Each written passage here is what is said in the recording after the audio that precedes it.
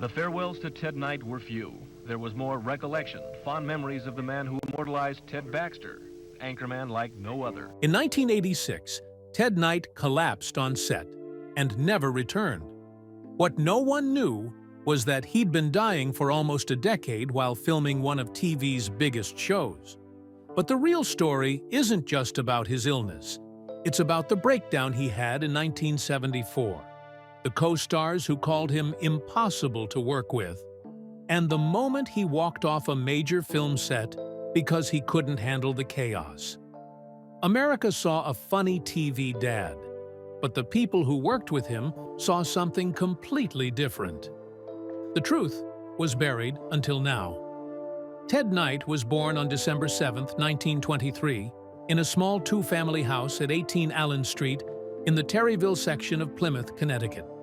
His full name was Tadeusz Władysław Konopka. The house was built in 1906 and sat on just 0.18 acres.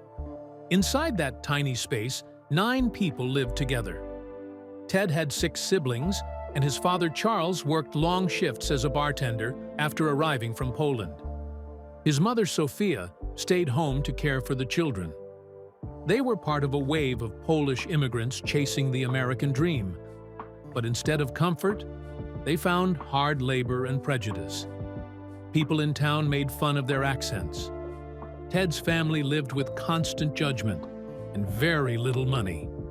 By the time he turned 10, the Great Depression was hitting them full force. Ted had no choice but to start working. He delivered newspapers at 5 in the morning, went to school during the day, then shined shoes on street corners until after dark. On weekends, he helped out in stores. This wasn't just about pocket money. His family needed every cent to survive. Some days, they didn't even have enough for dinner. Ted's hands were always stained from polish, and his body stayed tired. He worked more hours than most grown men, and still went to school in between. Despite all that, something in him came alive on stage. At church, he joined Polish-language plays and religious events. At St. Casimir's Church, he memorized full scripts in both English and Polish. At 12 years old, he performed a solo during Easter and stunned the whole church with how powerful his voice was. His teacher, Lucy Dukensky, saw it right away. She said she just knew this boy was meant for the stage. In school, he did impressions of people around town, making others laugh even when life was hard. But at the same time, he was being mocked for his name. Kids called him slurs. Older students beat him up. Teachers mispronounced his name on purpose. When he was passed over for a role in a school play just because of his name, something inside him cracked. At 16, he changed his name to Ted Knight. He chose Knight because it sounded strong, American, and easier to accept. It wasn't just about fitting in, it was about surviving. By 1943, he was 19 and still living in Terryville. He had been on track to graduate with honors, and teachers thought he could win scholarships. But that same year, his family's financial troubles got worse. His father's bartending work slowed down because of war rationing, and his mother got sick. Medical bills started piling up. Ted was only earning $3 per week from his small jobs, while factories building war materials were offering $25 to $30 weekly. He dropped out of high school just months before graduation and started working full-time at a brass factory, doing 10-hour shifts 6 days a week. He hated it, but he had no choice. Not long after, he joined the military. During World War II, Ted served with A Company, 296th Combat Engineer Battalion. His unit landed in Normandy on June 22, 1944, D-Day plus 16. They worked with the 9th Infantry Division, building roads and bridges under fire. In December 1944, during the Battle of the Bulge, Ted and his fellow engineers faced freezing weather, surprise attacks, and live explosives. It was brutal work, but he never quit. He earned 5 battle stars for taking part in the Normandy, northern France, Rhineland, Ardennes, Alsace, and Central Europe campaigns. During breaks from combat, he found another outlet: ventriloquism. He used a homemade dummy named Little Jeff to put on shows for other soldiers. These little performances helped boost morale during the hardest moments of war. His skills came from years of mimicking radio voices like Edward R. Murrow and Lowell Thomas as a kid. Even though he had once struggled with a stutter and accent, his voice became his biggest strength. When the war ended in 1946, Ted used the GI Bill to study acting at the Randall School of Dramatic Arts in Hartford. To afford rent, he worked nights at a radio station while taking classes during the day. His voice matured during this time, and it would become his signature trait. The GI Bill paid for everything, and it gave him a new start. By the early 1950s, he had finished his training and was ready to find work as an actor. On September 24, 1948, he married Dorothy Smith. She was born on January 18, 1923, and worked at a graphic arts firm in New York City. They had 3 children, Ted Jr., Elise, and Eric. In those early years, money was tight. Ted worked any job he could find: radio shows, voiceovers, small acting gigs. Dorothy supported him even when the pay was low and the future was uncertain. They moved around for better chances, from Connecticut to Albany, and eventually to Los Angeles. In Albany in 1955, Ted got a break.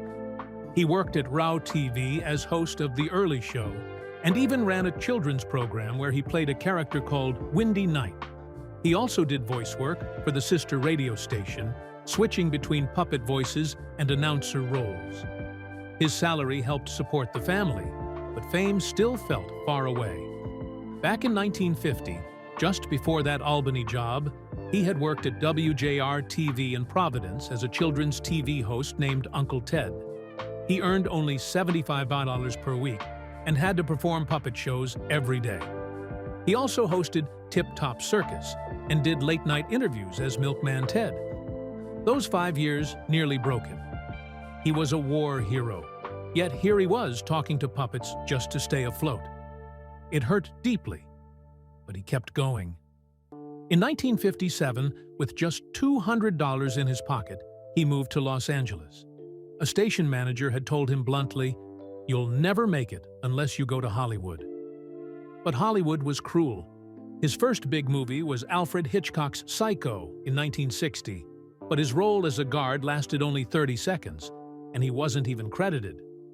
From 1955 to 1965, he acted in over 50 shows like Gunsmoke, Highway Patrol, Combat, and The Fugitive, often earning less than $50 per role. Casting agents said his face was too ethnic, so he only got villain parts or strict authority figures. Leading man roles were never offered. In 1967, he took voice work in cartoons out of pure desperation. He joined the Superman Aquaman Hour of Adventure and voiced dozens of characters. The pay was awful, just $25 to $50 per session, even for 10-hour recordings. He could do up to 15 voices in one session, but across 10 years of work, he made less than $2,000 total. Kids across the country recognized his voice, but he was still nearly broke. He also appeared in The Twilight Zone in 1959 in the episode The Lonely. He played a prison guard with just 3 lines and 90 seconds of screen time. Rod Serling personally picked him, but CBS didn't think he had star quality. They cut most of his part. Ted was paid just $75. That rejection hit him so hard, he thought about quitting acting altogether. By 1962, things were so bad, he returned to doing ventriloquist gigs at birthday parties and Hollywood events. He earned $10 to $25 per show while auditioning all day. One month, he made $200 total and paid $180 in rent. He performed at up to 5 parties every weekend just to feed his family. Dorothy said he would come home crying. saying he felt like a trained monkey, performing for people who had the careers he wanted. He kept going, even when it was humiliating. Ted Knight wasn't supposed to be a star. In 1970, he was 47 years old and barely holding things together financially. He'd done stage work, local television, even puppet shows, but his name meant nothing in Hollywood. That was about to change, and it all started when producer Dave Davis saw him in a small theater production and thought he had something loud, proud, but wounded. The producers of The Mary Tyler Moore Show were struggling to cast a pompous news anchor named Ted Baxter. Jack Cassidy said no, because he didn't want to play another arrogant goof. Lyle Waggoner turned it down because he didn't want to leave the Carol Burnett Show.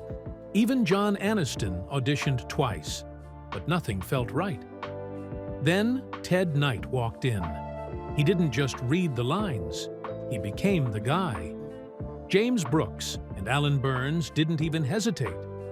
In that moment, they saw the perfect storm of arrogance, vanity, and deep personal insecurity.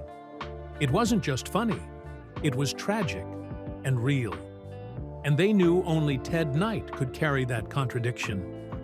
By 1973, just 3 years after that life-changing audition, Knight won his first Emmy. He'd win another in 1976. In total, he was nominated 6 times, and even got Golden Globe nods in 1972 and 1975. What made it even more impressive was how he pulled off the impossible. He turned a one-note character into someone layered and human.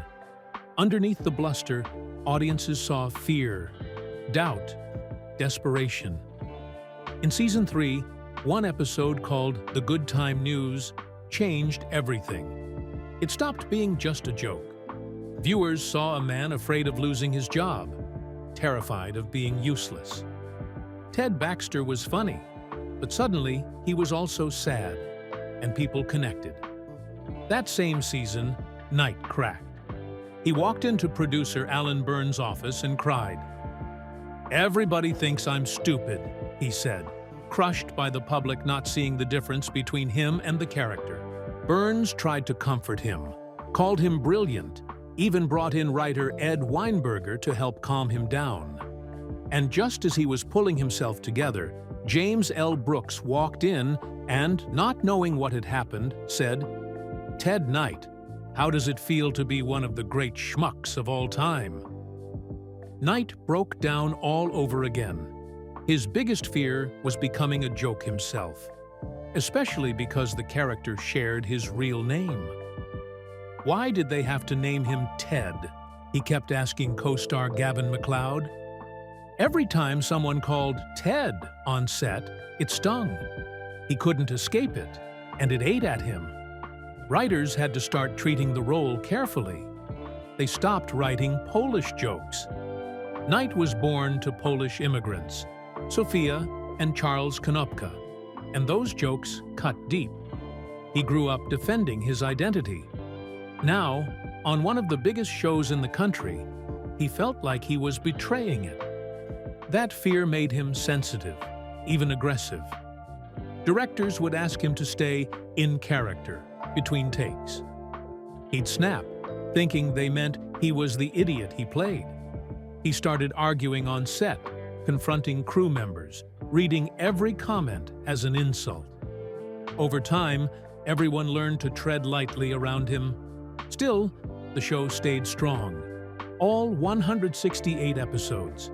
He was the only character who didn't get fired in the series finale, which aired in March 1977. It was meant to be a joke, but it landed hard. Just months later, Knight was diagnosed with cancer. He didn't talk about it. He didn't want pity. But from that moment on, he was fighting 2 battles: his health and the long shadow of Ted Baxter. In 1978, he made his first attempt at a solo show. The Ted Knight Show was a disaster. He played the owner of a fancy escort service. One of the lines was, "Wherever you want to go, we want to go with you." CBS executives were sweating from day one. It was weird, off-putting, and nothing like what people expected. It lasted just 6 episodes before being canceled on May 13, 1978. Even Knight later admitted it was career suicide. But then, something unexpected happened. In 1980, he was offered a new show, Too Close for Comfort. And this time, it worked. Because it let him be funny, but on his own terms. It also let him bring back an old secret skill, ventriloquism. Back in the 1950s, he'd done puppet shows on local TV, switching between 5 or 6 voices on the fly. In Too Close for Comfort, they gave him puppet scenes that made studio audiences howl. It wasn't just a gimmick. It reminded people he wasn't just Ted Baxter. He was an artist with range. All the while, he kept working through his illness. He was undergoing chemotherapy, radiation, and later surgeries, without missing rehearsals. His co-stars didn't even know. He kept it private. By 1985, the cancer had spread, and after a surgery to remove a tumor from his urinary tract, his condition worsened fast. By early 1986, production stopped. He died on August 26, 1986, just 62 years old. 2 years later, in 1988, something strange happened. His voice showed up in Caddyshack 2, but he hadn't recorded it. Producers had stitched together old recordings, outtakes, and even interview footage to recreate his character, Judge Smails. Some fans thought it was clever. Others found it creepy. The film was a disaster, but somehow, Knight's posthumous voice performance was the only part people liked. It also sparked debate. Should studios be allowed to use a dead actor's voice like that? Nobody had an answer back then. His final years had been a constant battle against typecasting. Between 1980 and 1984, he begged producers of The Love Boat to give him serious roles. They'd agree, then rewrite the scenes with comedy again. He even started taking acting classes in the early 80s, trying to stretch himself. But no matter what he did, people just wanted Ted Baxter. One producer even told him during an audition, "Just be more like that news guy." That line stayed with him for life. In film, he had one last unforgettable moment. Caddyshack in 1980. He played the uptight Judge Smails opposite Rodney Dangerfield, and it worked because the hatred was real. Dangerfield had no acting experience and didn't even know when to start a scene. Knight hated the chaos. He hated how nobody stuck to the script. He walked off set multiple times. The crew was partying, doing cocaine, ad-libbing everything. A hurricane even hit the set on the first day, flooding the hotel. Knight had come from order and discipline. Caddyshack was madness. But that madness worked. Their tension became comedy gold. What no one expected was that Ted Knight had been in Psycho. In 1960, he had a tiny role, just seconds, as a guard who opens Norman Bates's cell. Nobody noticed, but it was real. Then in 1967, he played a NASA official in Countdown, a Robert Altman film. He even did a final horror movie called The Immortalizer, shot before he died, but released in 1990. He played a mad doctor swapping brains. It was weird, but it showed one last time that he was always willing to try something different. Ted Knight got married to Dorothy Smith on September 24, 1948. Their marriage lasted for 38 years, which was rare in Hollywood. Dorothy stood by his side when no one else did. In the 1950s and 60s, Ted was just another struggling actor in Los Angeles. He would go months without steady work. Dorothy ran the home in Pacific Palisades, while Ted chased small acting roles. She believed in him long before the world did. She was born on January 18, 1923, and even though they were the same age, she stayed behind the spotlight and supported his dream completely. When Ted was diagnosed with cancer in 1977, she became more than his wife. She became his nurse, his driver, his schedule manager, and the one holding everything together. She stayed with him through every appointment and treatment and never left his side until the very end, on August 26, 1986. Ted loved his kids, but his career always came first. He had 3 children, Ted Jr., Elise, and Eric, but he missed a lot of their important moments. During the years he worked on The Mary Tyler Moore Show from 1970 to 1977, he came home too tired to even talk. Then he jumped into voice work for cartoons like Super Friends and the new Scooby-Doo movies. And after that, Too Close for Comfort from 1980 to 1986. He was always busy. He missed birthdays, school events, and even graduations. His kids later said it felt like they were always competing with his career. And for a long time, they were losing. It wasn't until the very end that Ted started to realize how much he had missed. Ted was raised Catholic in a Polish-American home in Connecticut. His real name was Tadeusz Władysław Konopka. His parents, Sophia and Charles Walter Konopka, raised him with strict religious values. But when his kids grew up in 1970s California, there was a huge clash. They didn't want church every Sunday. They didn't believe in waiting until marriage. Dinner often turned into arguments. Ted couldn't understand their new world, and they couldn't understand why he was still holding on to the old one. On TV, he played a silly news anchor, but at home he was serious, stern, and often hard to talk to. Even after winning 2 Emmy Awards in 1973 and 1976, Ted still felt insecure. He worried people thought he was dumb, just like his character Ted Baxter. At home and on set, he kept books with him all the time. He read philosophy, literature, and history because he wanted to prove to himself that he wasn't what people saw on screen. He even thought about quitting the Mary Tyler Moore Show in the early seasons. He felt trapped in the role, afraid people would never see the real him. But there was another side to Ted Knight that not many people knew. In the early 1950s, he hosted a children's show in Rhode Island and learned ventriloquism. Even after that job ended, he kept doing it at home for his kids. During family dinners, he'd bring out hand puppets and make them talk. His kids would laugh non-stop. It was the only time he seemed completely relaxed. He even used this skill in Too Close for Comfort, creating a puppet called Cosmic Cow. While his co-workers often called him demanding and strict, his kids saw someone completely different when he was doing those puppet voices.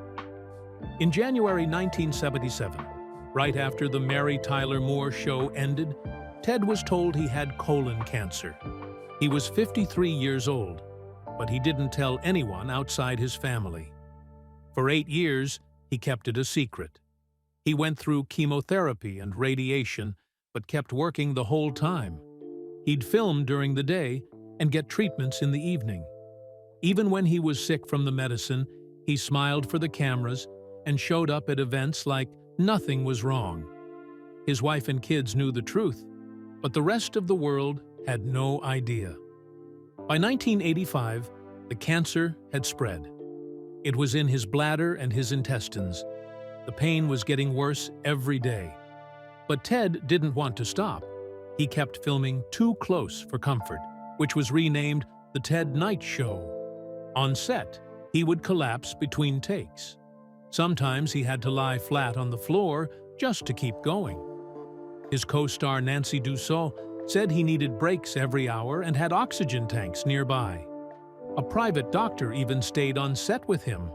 He had dropped from over 180 pounds to just 120. But he still finished filming 10 more episodes before he couldn't continue. In July 1986, doctors rushed him into surgery to remove a tumor.